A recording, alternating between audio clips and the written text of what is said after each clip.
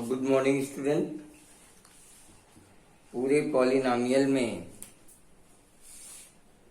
आपने पॉलिनॉमियल को कंप्लीट किया। क्या क्या आपने स्टडी किया पॉलिनॉमियल में, एक बार मैं ऐसे रिवाइज करा रहा हूं आज की क्लास में। पहले आपने पढ़ा पॉलिनॉमियल की definition, a algebraic expression in which degrees greater or equal to 1 and positive integers, then it is called polynomial।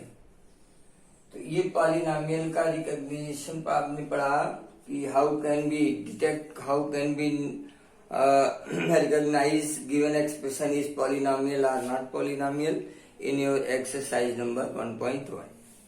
Second is degree of polynomial। Degree of polynomial, polynomial की डिग्री क्या है? Higher power of algebraic expression is called degree. यानी किसी भी polynomial में just like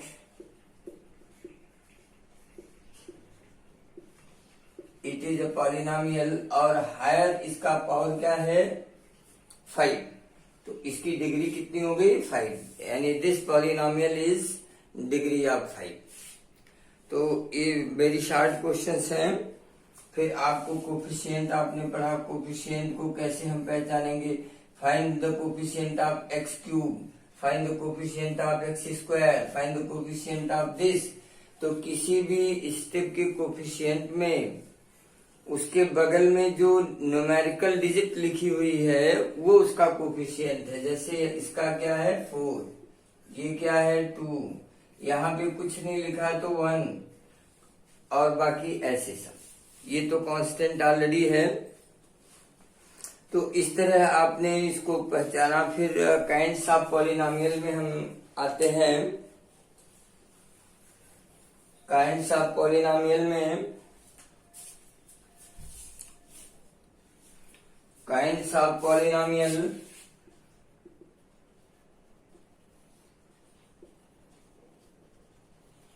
में दो तरह से हमने इसको कैटेगराइज किया था।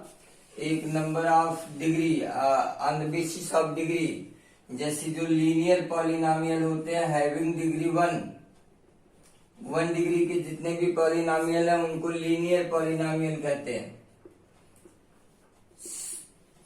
क्वाड्रेटिक पॉलिनॉमियल हैविंग डिग्री 2, जिनकी डिग्री 2 होती है वो क्वाड्रेटिक पॉलिनॉमियल हैं।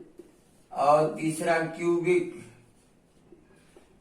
पॉलिनॉमियल, जिनकी डिग्री 3 है वो क्यूबिक हैं।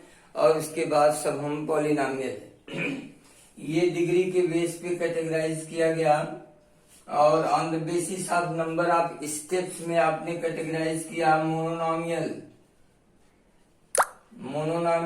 Having 1 step, just like 2x, 3x, 4x, xs। Binomial having 2 step, ax plus b। फिर ट्रायोनॉमियल जिसमें 3 स्टेप हो और उससे ज्यादा सब पॉलिनॉमियल। तो इसको हम नंबर ऑफ स्टेप से कैटेगराइज करते हैं। जो कांस्टेंट होता है उसको हम कांस्टेंट पॉलिनॉमियल भी कह सकते हैं। और उसकी डिग्री कितनी होती है? 0। एवरी कांस्टेंट पर, जैसे 7 is constant polynomial having degree 0। इसकी डिग्री क्या? कभी पूछा जाता है कि इसका डिग्री बताए, तो आप जानिए जितने भी कांस्टेंट पॉलिनॉमियल हैं उनकी डिग्री क्या होती है? 0।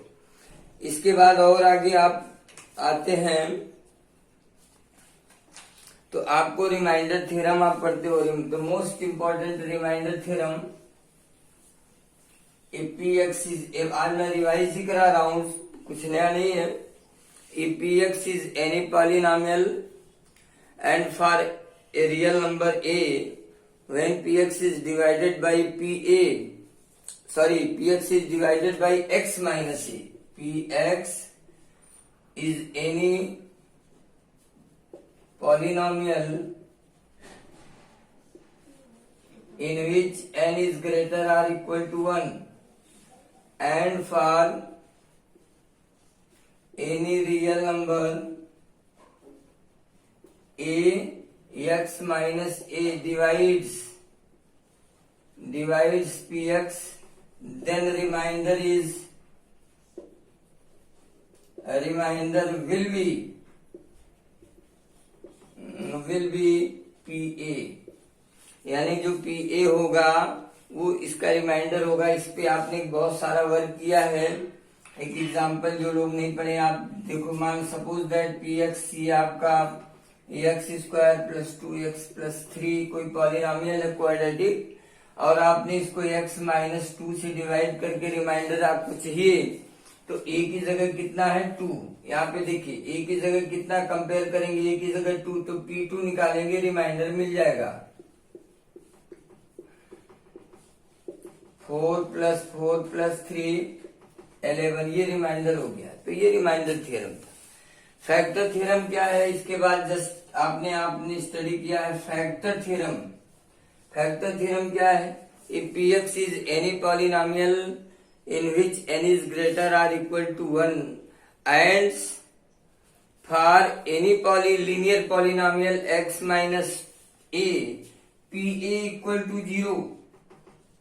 अगर किसी पॉलिनॉमियल x माइनस ए के लिए pa की वैल्यू 0 आती है, then x minus A will be factor of px। x minus A px का क्या होगा, एक फैक्टर होगा, और इसको हम बोलते हैं फैक्टर थ्योरम। तो और remainder theorem and factor theorem पर आपने पूरा वर्क किया है, एक 2 एक्सरसाइज का वर्क किया है। आपको मैंने सब नोट्स भी कराया है, मैं एक रिवीजन के तो पूरा रिवाइज करा रहा हूं। फिर आपने इसको फैक्टराइजेशन आपने पढ़ा, factorization of the polynomial, the most important part of polynomial, पूरा का पूरा factorization of polynomial. Factorization of polynomial में पहले आपने फैक्टराइज किया on the basis of factor theorem and remainder theorem. Factor theorem और रिमाइंडर थ्योरम को यूटिलाइज करते हुए आपने जितने भी क्यूबिक पॉलिनॉमियल या उससे अधिक पावर डिग्री के पॉलिनॉमियल हैं उनको आपने फैक्टराइज किया, और फिर आपने सेकंड कॉन्सेप्ट को पढ़ा स्प्लाइटिंग मिडिल टर्म।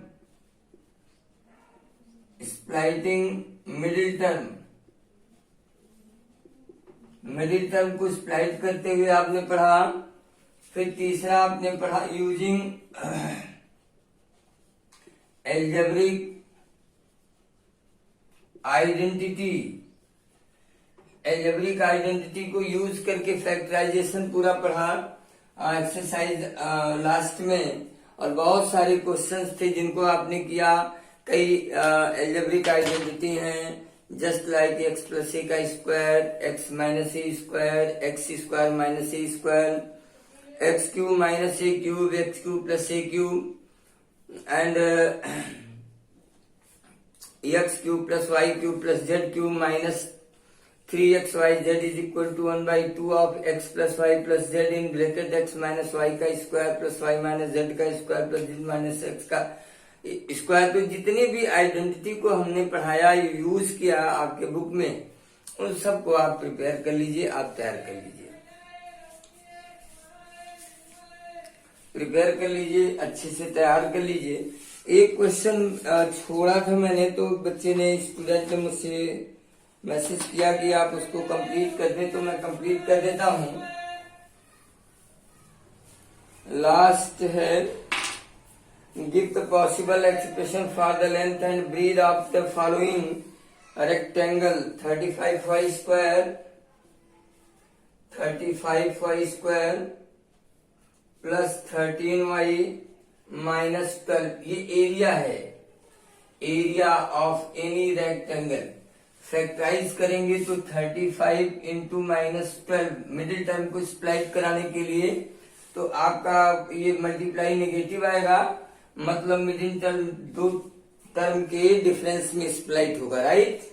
अब कैसे होगा, 7 इंटू 5, 4 इंटू 3, 13 आपको लाना है, 28, 15, ये देखिए 3 आ जाएगा 13, मतलब हो गया 35y square plus 28y minus 15y minus 12 and is equal to 7y taking common, 5y plus 4 minus 3 common, 5y plus 4 and this will be 5y plus 4 in one bracket, 7y minus 3 other bracket. You can say that length is 5y plus 4 and breadth is 7y minus 3. आप किसी को length और breathe आप बना सकते हो।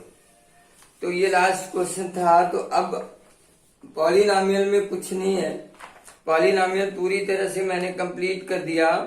Now tomorrow I will start the new chapter, chapter number 3, the most important chapter for you, coordinate geometry. Coordinate geometry को मैं कल स्टार्ट करूंगा, कल इसके बारे में सब कुछ एक्सप्लेन करूंगा। बट आज आप लोग पॉलिनॉमियल को अच्छे से स्टडी कर लीजिए, कंप्लीट कर लीजिए।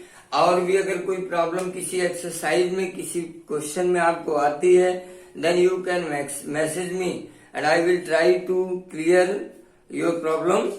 तो आज मैं यहीं पर इसको क्लास को वर्क करता हूँ। आप वेट करूंगा कि आपको अगर जो प्रॉब्लम है आप मैसेज करो, मैं उसको चेकअप करूंगा। ओके, थैंक यू, धन्यवाद।